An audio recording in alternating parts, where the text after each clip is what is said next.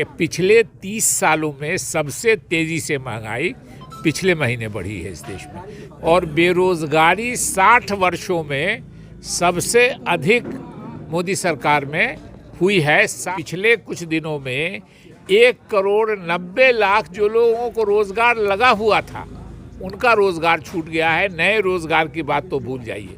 Railway station बिक गया, train बिक गई, हवाई अड्डा बेचा जा रहा है, BSNL बेचा जा रहा है, एयर इंडिया बेचा जा रहा है, लाइफ इंश्योरेंस बेचा जा रहा है। तो आज मधुबनी जिला के कई जगहों पर कांग्रेस इकाई मधुबनी द्वारा महंगाई एवं बेरोजगारी के खिलाफ पदयात्रा निकाली गई थी। पूर्व सांसद डॉक्टर शकील अहमद भी इस यात्रा के अहम हिस्सा रहे हैं। आइए हम जानकारी लेते हैं कि देश में जो महंगाई और बेरोजगारी जिस प्रकार से चरम अवस्था पर है और इसको लेकर के आज पदयात्रा कांग्रेस इकाई द्वारा निकाली गई है, इन तमाम बातों को लेकर के हम चर्चा करेंगे कि आखिर ये मुद्दा देश के लिए कितनी अहमियत रखती है। महंगाई और बेरोजगारी देश के लिए किस प्रकार से घातक है या किस प्रकार से आप लोग इस मुद्दा को हाईलाइट करना चाहते हैं? देखिए, महंगाई किसी के लिए अच्छा नहीं है। हर व्यक्ति और ख़ास के समाज में जो गरीब है, जो कमज़ोर आय वर्ग का है, हर आदमी को परेशानी होती है। और उसी को ध्यान में रख के कांग्रेस के नेता राहुल गांधी जी और प्रियंका गांधी जी आज सांकेतिक पदयात्रा अमेठी में कर रहे हैं। और इसीलिए हम लोग कांग्रेस जनों ने ये फैसला किया कि हम भी अपने अपने इलाकों में लोगों में जागरूकता पैदा करेंगे। जागरूकता पैदा करने में सरकार को बदनाम करने का नहीं है, बल्कि ये है कि सरकार पे दबाव पड़े कि सरकार महंगाई कम करने का प्रयास करे। आज अजीब स्थिति हो गई है, विचित्र स्थिति, दुर्भाग्यपूर्ण इस देश की हो गई है कि पिछले 30 सालों में सबसे तेज़ी से महंगाई पिछले महीने बढ़ी है इस देश में। 30 सालों का महंगाई का रिकॉर्ड बढ़ने का पिछले महीने मोदी सरकार में टूटा है, और बेरोजगारी 60 वर्षों में सबसे अधिक मोदी सरकार में हुई है। 60 सालों में इतनी बेरोजगारी इस देश में नहीं थी। तो एक तरफ तो महंगाई बढ़ रही है, दूसरी तरफ बेरोजगारी बढ़ी है। और बेरोजगारी बढ़ने का ये है कि पिछले कुछ दिनों में 1,90,00,000 जो लोगों को रोजगार लगा हुआ था उनका रोजगार छूट गया है। नए रोजगार की बात तो भूल जाइए। तो स्वाभाविक रूप से इसी को ध्यान में रख करके अभी बैंकों का निजीकरण किया जा रहा है। 1969 में इंदिरा गांधी जी ने पूंजीपतियों से बैंक छीन के सरकार के अधीन लिया था। आप लोग सब जागरूक हैं। ज़रा गौर कीजिए कि अगर इंदिरा जी ने लिया, बैंकों को राष्ट्रीयकरण किया, तो हमारे करोड़ों छात्रों को लोन मिला, शिक्षा का लोन मिला। हमारे करोड़ों नौजवानों को जो औसत घराने के थे, गरीब घराने के थे, मध्य वर्ग के घराने के थे, उनको छोटा छोटा कारोबार करने के लिए बैंक से मिला। रिक्शा चलाने के लिए बैंक से पैसा मिलता था, लोन मिलता था। टेम्पो चलाने के लिए बैंक से मिलता था। टैक्सी और बस के लिए बैंक से लोन मिलता था। करोड़ों करोड़ लोगों को फ़ायदा हुआ। मोदी जी फिर सरकार से बैंक छीन के अपने पूंजीपति दोस्तों के हवाले करना चाहते हैं। आपने देखा होगा कि पिछले 2 दिन से बैंक के कर्मचारी हड़ताल पर हैं उसके खिलाफ। किसानों को ये चाहते थे, अभी किसान के खिलाफ कानून लाए। वो चाहते थे कि किसी तरह किसान मजबूर हो के अपनी ज़मीन पूंजीपतियों के हाथ में भेज दे। किसान को इतना घाटा लगे खेती में कि किसान पूंजीपतियों के हाथ से ज़मीन बेच दे। किसानों ने 1 साल तक आंदोलन किया। इस देश के किसान, कांग्रेस के नेता राहुल गांधी और विपक्षी दल के नेता उसके लिए बधाई के पात्र हैं कि उन्होंने आंदोलन का समर्थन करके मोदी जी को बाध्य किया कि माफ़ी मांगे देश की जनता से। मोदी जी ने देश की जनता से माफ़ी मांगा, किसान कानून वापस लिया। मगर दुर्भाग्य से इस बीच में 750 से ज़्यादा किसानों की मृत्यु हो गई। उनको कंपनसेशन देने की बात हो रही है, मुआवजा देने की बात हो रही है। मुआवजा तो छोड़ दीजिए, लोकसभा और राज्यसभा में उनको श्रद्धांजलि देने पर भी मोदी सरकार तैयार नहीं हुई।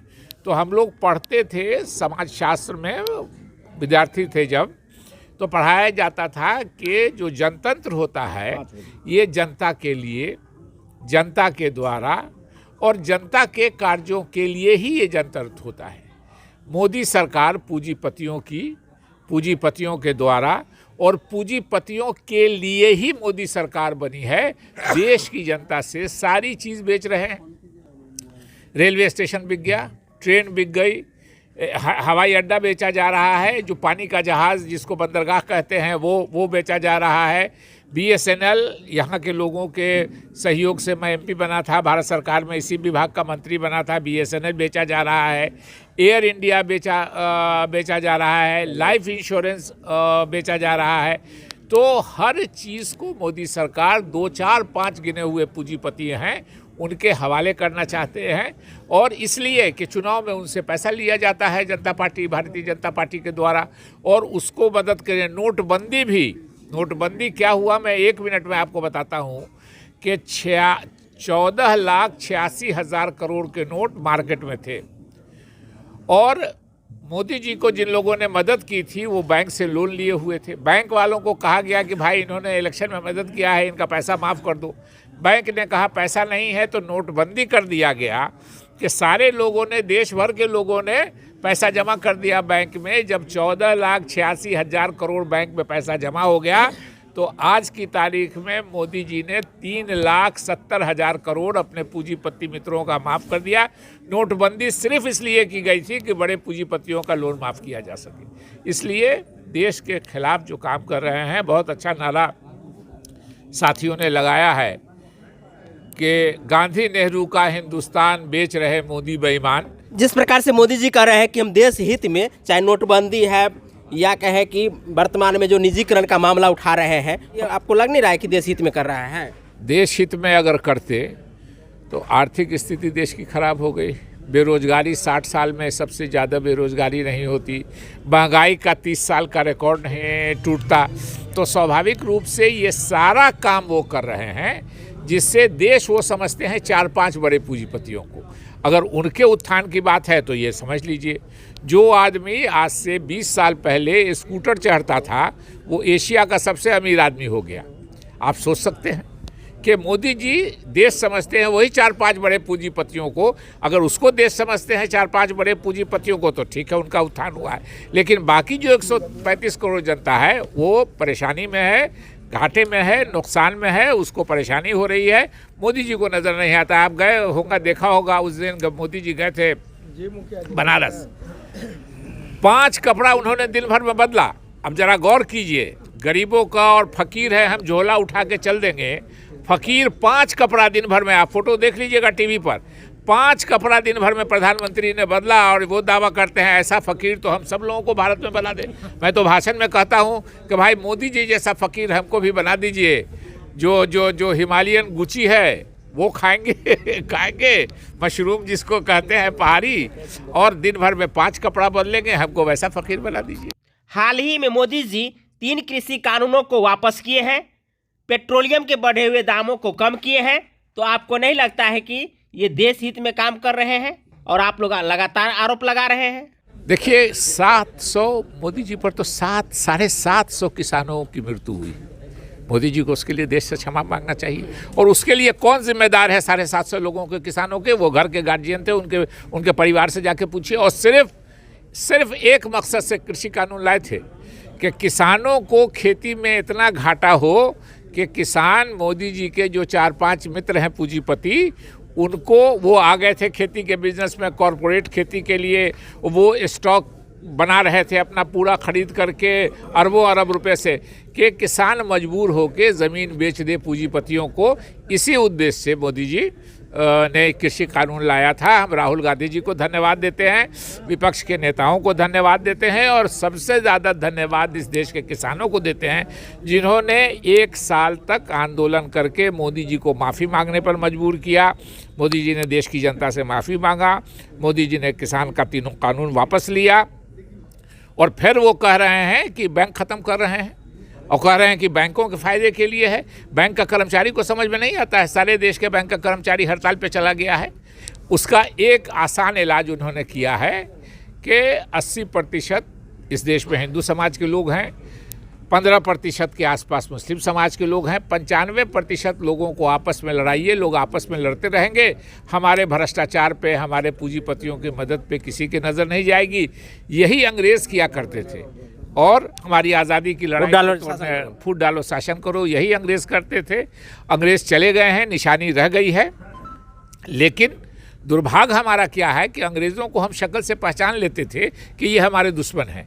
अभी जो भारतीय जनता पार्टी के लोग हैं उनको तो हम शक्ल से भी नहीं पहचान सकते हैं। हमारी ही आपकी तरह की शक्ल है उनकी कि हमारे दुश्मन हमारी बीच में। इनका एक काम है कि किसी तरह देश के लोगों को 95% आबादी को लड़ाइए और अपने पूंजीपति मित्रों के साथ दिन भर में 5 कपड़ा बदलिए। तो ये है डॉक्टर शकील अहमद, पूर्व सांसद मधुबनी, और जिस प्रकार से विभिन्न मुद्दों को डिफेंड किए हैं, चाहे महंगाई का हो, बेरोजगारी का हो, या कहे कि नोटबंदी से लेकर के अब तक जो देश की स्थिति है उस स्थिति को अद्यतन जानकारी दिए हैं और बताए हैं कि देश किस दिशा में जा रही है। चाहे बैंक का निजीकरण हो या तमाम वो समस्याएं जो जनहित से जुड़ी हुई है, इन तमाम मुद्दाओं पर बात किए हैं। मधुबनी कांग्रेस इकाई कार्यालय पर हम आए हैं और यहाँ देश हित से संबंधित तमाम बातें, चाहे महंगाई हो, बेरोजगारी हो, देश में बैंकों का निजीकरण हो, या कहे कि किसानों की समस्या हो, तमाम मुद्दों पर कांग्रेस के पूर्व सांसद, मधुबनी के पूर्व सांसद रह चुके हैं और उन्होंने जिस प्रकार से जानकारी दिए हैं, इसको लेकर कि आपकी क्या राय है कमेंट करके ज़रूर बताएंगे। साथ में हमारे चैनल मिथिला दस्तक को अब तक आप सब्सक्राइब नहीं किए हैं तो सब्सक्राइब कर लीजिए। बहुत बहुत धन्यवाद। जय हिंद, जय भारत, जय मिथिला।